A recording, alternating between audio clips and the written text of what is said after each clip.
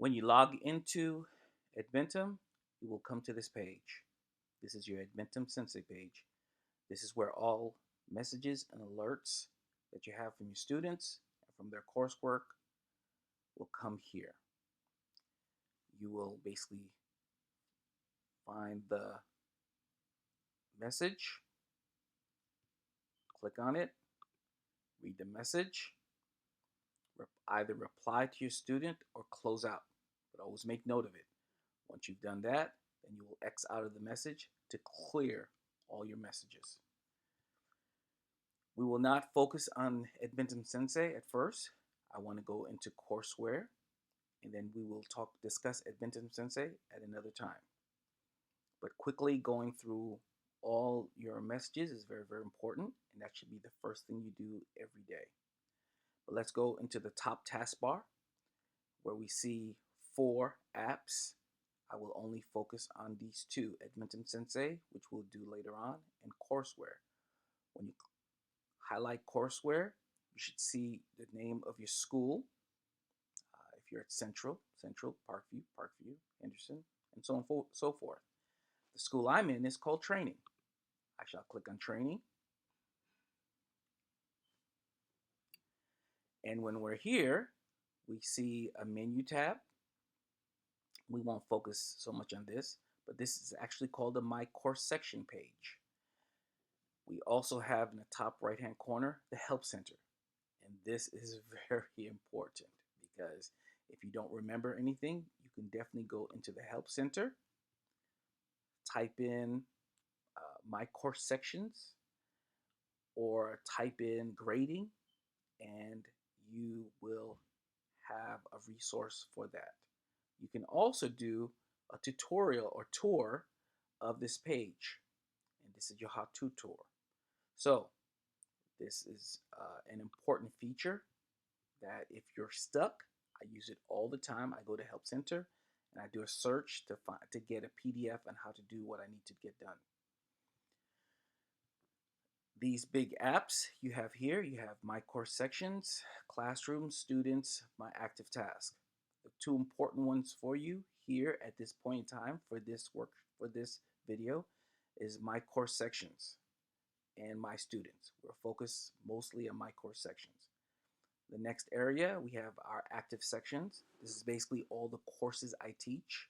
I'm going to go over to the right-hand side and click Collapse All, so it won't be as messy.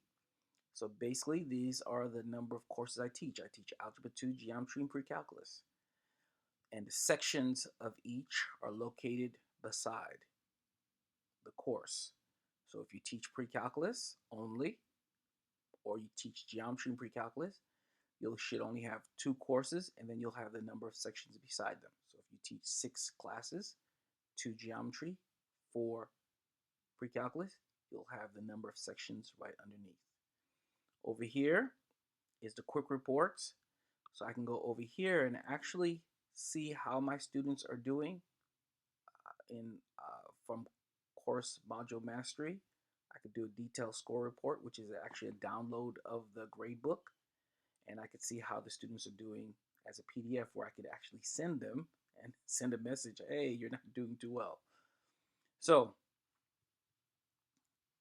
in course module mastery, I just definitely want to show you that real quick. Open that up. So it shows here are the number of students in my course, and this is how much they've completed. So I can see that AA and BB, I need to help them out. Okay. Now to go into the particular section, I click on the course, and here is the section. These tabs we'll talk about in a second. Over here is the quick reports that we saw earlier. The grade book, I'll click on that so that you can see. The grade book basically has all my students, basically, and how they've done in each lesson and mastery test. I can view the curriculum as a whole when I click on here. I definitely want you to double check the curriculum so that we can see that, okay, for the mastery test that the students are going to be taking in each lesson, I want them to take no more than 3. Click on edit. If you don't see 3, arrow, make sure 3 is showing. Click save. Go back. Make sure that if you want them students to take the pretest, if you see a lock or a hidden, you do it with 3 ellipses. Click unlock. Click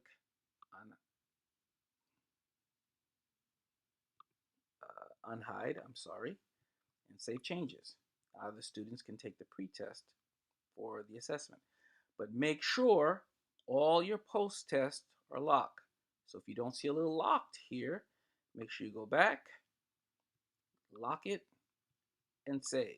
So make sure all the post-test as well as your semester assessment is locked. As they go through the program, we don't care about anything else being unlocked because we want them to learn at their own pace. Click on done.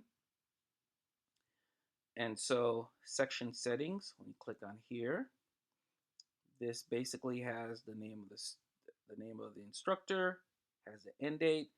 Notice the start date was from last year, and so relative to where the students are moving along or being paced, this pacing will be off because they're taking longer than expected.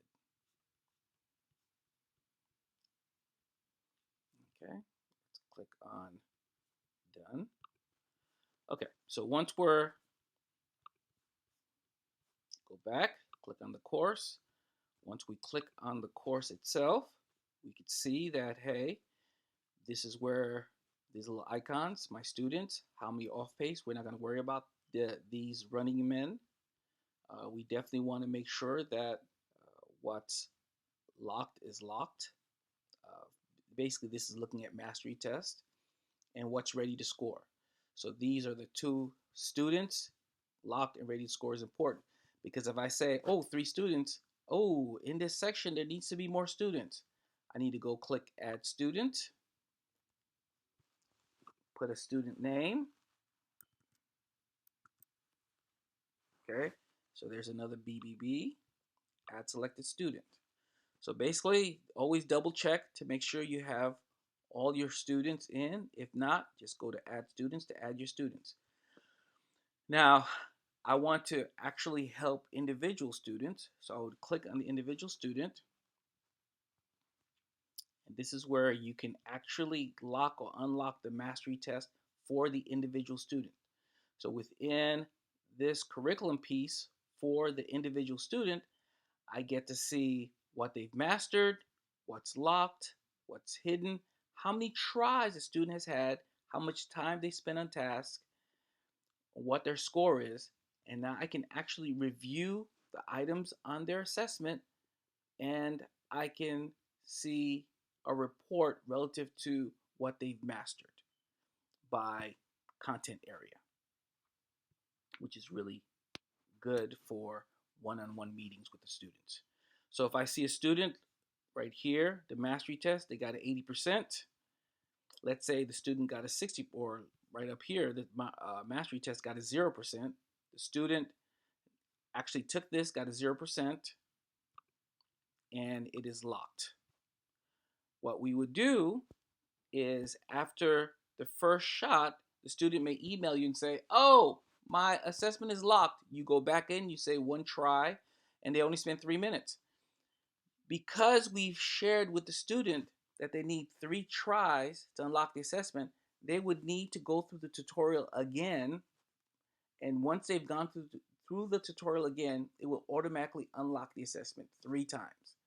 And on the 4th shot, this is when they can send an email and you can actually have a meeting with the student, because if you've seen that they've spent a great deal of time on a topic, you can go ahead and just allow them to move forward and they don't need to get to 80%. But if you want for them to, let's say they got a 40% and you want them to make sure that they have taken good notes because you've looked at their notes and they didn't do a good job, you want to let them know first, please do the tutorial again, take better notes, and then you will unlock the assessment.